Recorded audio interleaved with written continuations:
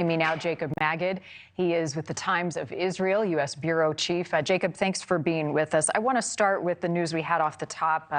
Tragic word, and we're working to get this confirmed, but that the Bibas family, the mother and her two little boys, both adorable little redheaded kids, one of them just 10 months old, did not make it, that they have been killed. Anything more you can shed light on this development?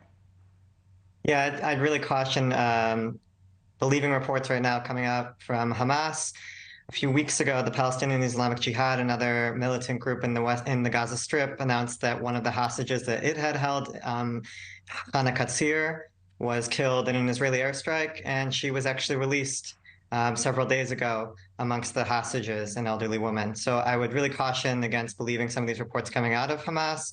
And we'll see for the IDF to be the one to kind of confirm some of its own citizens, whether they've been killed. Agreed. All right, let's talk about the potential of men, soldiers, and also those who have been wounded who are being held hostage to be part of any extension in this ceasefire. How likely is that to happen? What are you hearing? Not so likely in the immediate coming days. I think first Israel, there's a senior Israeli official that held a briefing with several reporters moments ago who talked about that there are still 27 or so women and even some children who are still remaining in Gaza, and that the goal right now is to first get them out, that Israel wants Hamas to abide by the deal, by the conditions of the current truce that's still ongoing. And once those 27 or so women and some children are released, then we can move on to other categories who are still being held in Gaza. Those obviously, they're going to be much harder conditions to get them out. Right. There is great concern that Hamas continues to dictate the parameters of these negotiations and an extension in the ceasefire. Is that likely to change? No, but I think Israel also feels, and this is a point they've been harping on over the past few days, is that the pressure that Israel puts on militarily is what brought Hamas to the table. That's really the argument that they make and say that's why the conditions of this deal were so beneficial for Israel, getting so many hostages out. Talk to me, if you can, and share what you know about the latest round of hostages to be released. I know some names have been given to family members. Do we know anything beyond that?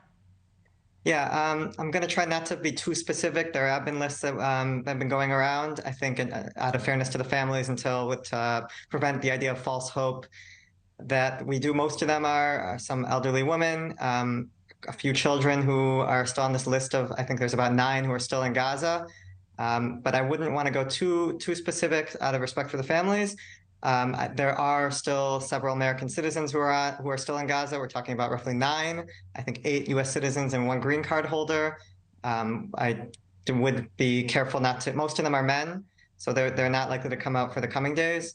But I wouldn't want to go any further than that. Of those who have been released, and we follow this very closely, but can you share some of the experiences that they witnessed and their time in captivity, the conditions that they were living in that they have now shared with the public?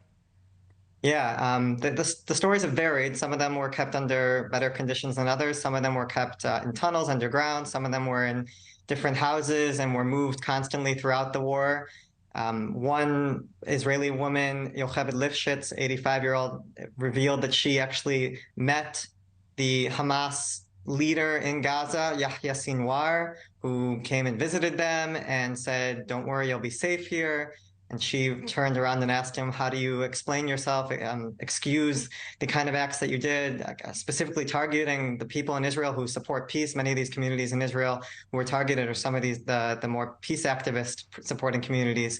And Yocheved Lifshitz said he didn't respond. But that's quite a harrowing story to hear, that even the senior leadership of Hamas is making time to meet with some of these hostages. There's a 12-year-old boy who was held apparently for 15 days in a room on his own, some sort of solitary confinement scenario. Apparently food was rationed slowly as the war went on. Initially, some hostages were getting more food, but only later to be given less and less, only surviving on rice towards the end of their time. So that doesn't bode well for the hostages who are still there in terms of the amount of food that they're able to get. There are other harrowing stories about hostages, little children being ordered, at least one child being ordered to watch the horrors of October 7th, some of these videos that were taken by Hamas at gunpoint, and just those kinds of really torturous scenarios that we're hearing. Thank you for watching. Go to newsnationnow.com to find NewsNation on your television provider. And don't forget to click the red subscribe button below to get more of NewsNation's fact-driven, unbiased coverage.